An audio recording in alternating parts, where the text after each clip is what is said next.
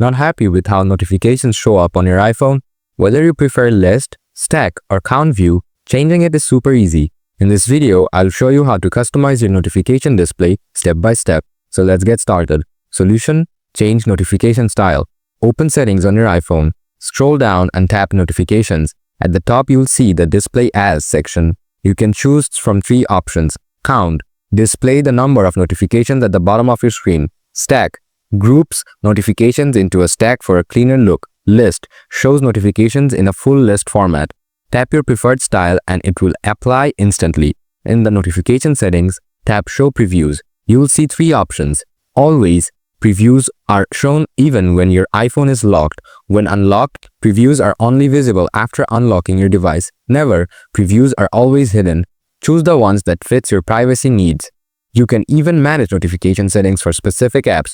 If you scroll down to find the app you want to customize and tap on it, adjust the following options. Allow notifications, toggle this on or off. Alerts, choose how notifications appear, lock screen, notification sender, or banners. Sounds and badges, enable or disable sound alerts or red badge icon.